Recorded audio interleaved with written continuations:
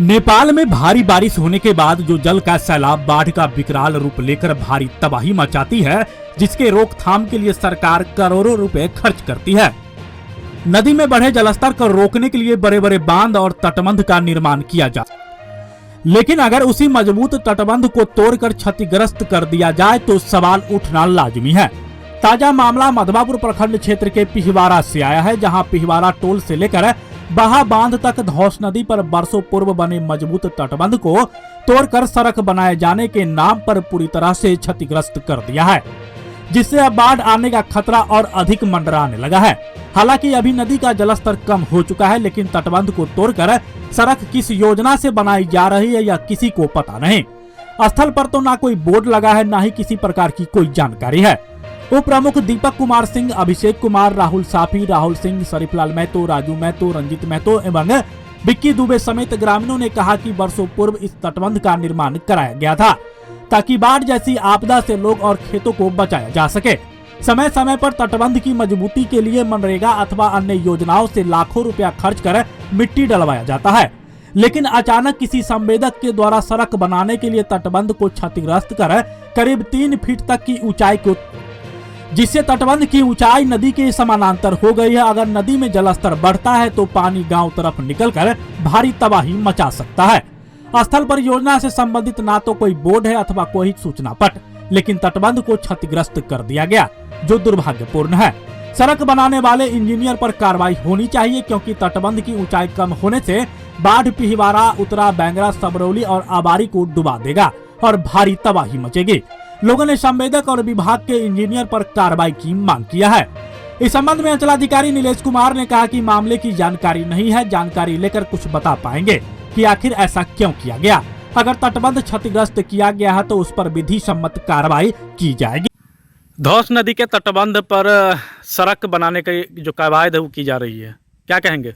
देखिए, किसी भी तरीके का जो निर्माण है उसका स्वागत है और निर्माण होना चाहिए, लोगों को सहूलियत मिलेगा। लेकिन लोगों की सहूलियत या किसी भी तरीके के नए निर्माण के लिए पब्लिक का जान जोखिम में डालकर निर्माण नहीं करना चाहिए। इतनी भी जल्दी नहीं थी कि यहाँ से माननीय हमारे नीतीश कुमार जी गुजरने वाले हैं, जो बाढ़ के समय में और बरसात के समय में इस तटबंध को देख रहे हैं। हमारे पीछे लगभग 3.5 से 4 फीट का जो ये हाइट है, इतना पे ये तटबंध हुआ करता था, जिसको तोड़ करके देखिए कि 3 फीट डाउन कर दिया गया। हम लोग परेशान हैं जो कैसे हमारा तटबंध का ऊंचाई बढ़े, उसकी मरम्मतीकरण हो, वो मजबूत हो, और पता नहीं कि किनके आदेश से, किस विभाग के द्वारा, किस योजना के तहत इस तरीके का कार्य किया जा रहा है। ऐसे इंजीनियर को सलाम करना चाहिए। बिल्कुल बिल्कुल, ऐसे ही जो आपके ही पत्रकार टीम से हैं मनीष कश्यप जी, ऐसे ही बिहार के इंजीनियर को नहीं खोजते हैं और प्रणाम नहीं करते। मैं भी उनको प्रणाम करता हूं कि हे महादेव, हे गुरु, आपको नमन है जो आपने बाढ़ में इतना सुंदर कार्य करने का काम किया है,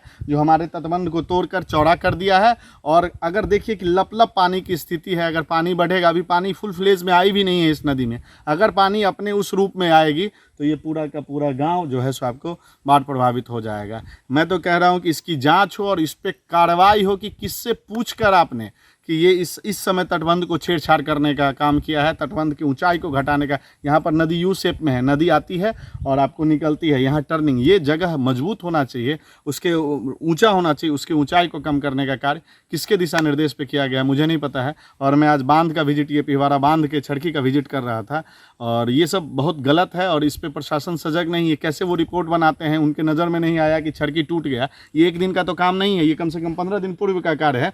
और कैसे यहाँ से रिपोर्ट जा रहा है कि छड़की दुरुस्त है। प्रशासन को इसकी जिम्मेवारी लेनी चाहिए और उस पर कार्रवाई होनी चाहिए कि किससे पूछ के ये किया गया और उनको क्यों नहीं इस चीज़ की जानकारी है।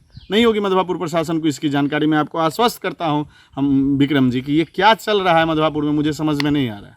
आपका परिचय? जी, मेरा नाम विक्की दुबे हुआ और मैं बजरंग दल का प्रखंड संयोजक हूँ और भारतीय जनता पार्टी युवा मोर्चा जो है, भारतीय जनता युवा मोर्चा का जिला उपाध्यक्ष हूँ, सोशल वर्कर हूँ। आपके पीछे की क्या स्थिति है? पीछे का जो स्थिति देख रहे हैं, सड़कें जो यहाँ पर तटबंध था उसको तोड़ करके सड़क बनाने की कवायद की जा रही है, लेकिन जो स्थिति देख रहे हैं यहाँ पर तो हल्का जो पुराना तटबंध है इसके वजह से ये बचा हुआ है, अन्यथा क्या होता, इसके बारे में बताइए। ये छोटा सा पार्ट पुराना वाला बचा हुआ है। इस तटबंध को जिसके बारे में आप बता रहे हैं, इसकी जानकारी हम लोगों को नहीं है कि किस विभाग के द्वारा इसको तोड़ दिया गया है, क्योंकि अभी साल भर भी नहीं हुआ। इससे मनरेगा के द्वारा इस पर मिट्टी वर्क किया गया था, क्योंकि सड़की का मरम्मत करना हम लोग विभाग को सूचना देते हैं, पदाधिकारी को सूचना देते हैं, और योजनाएं जो बनती है ग्राम पंचायत के द्वारा उसमें इस पर कार्य किया गया था। और पुनः इस सड़की को जो है सो तोड़ दिया गया है। किस विभाग के द्वारा हमको जानकारी नहीं है, लेकिन यह जो तोड़ा गया है ये बहुत निंदनीय है। अभी 1 फीट पानी अगर जो पहले 2014 की बाढ़ आई थी वैसी स्थिति में अगर इस जल स्तर बढ़ता है, और जैसे नेपाल की स्थिति बताई जा रही है, बारिश की संभावना अभी होने की संभावना है, उस परिस्थिति में यह जो टूटा हुआ है ये ऐसी स्थिति है, इससे तो कई गांव प्रभावित हो जाएंगे और बुरा हाल हो जाएगा हम लोगों का। और आने जाने के लिए प्रभावित तो जितने गांव होंगे ही। खासकर सबसे बड़ी बात है कि सरकार की जो राशि है, जो मनरेगा के द्वारा इस पर काम किया गया, और किस विभाग से ये तटबंध को फिर तोड़ दिया गया है। अगर इस पर काम करना था या सड़कें बननी थी, बाहर से मिट्टी लाने की प्रोविज़न होती है, बाहर से मिट्टी ला के रखना चाहिए, या तो बरसात के बाद इस पर काम स्टार्ट करना चाहिए। अभी चिंता का विषय बना हुआ है, थोड़ी भी जल स्तर बढ़ेगी तो सारा तटबंध टूट जाएगा। बाकी जो जलस्तर है, पानी किसानों के खेतों में प्रवेश किया है, तो कहाँ किस किस गांव में यह पानी फैला है और कितने किसान इससे प्रभावित हुए हैं? मधवापुर प्रखंड के 13 पंचायत प्रभावित हो चुके हैं, क्योंकि कुछ बचे हुए थे। वो लोग 20% प्रखंड जो है सो पीड़ित हो चुका है किसान, और हर पंचायत पीड़ित हो गया है, क्योंकि जहाँ कर हो निकल गया था धान में वो सब अब खखरी हो जाएगा। इसलिए हम सरकार से मांग करते हैं, पदाधिकारी से मांग करते हैं कि जो पंचायत है प्रखंड को बाढ़ राहत घोषित करके और किसान को मुआवजा मिलनी चाहिए। आप हमारे मधुबनी न्यूज़ को फेसबुक पे देख रहे हैं तो पेज को लाइक करें, यूट्यूब से देख रहे हैं तो हमारे चैनल को सब्सक्राइब करें और बेल आइकन को दबाना ना भूलें।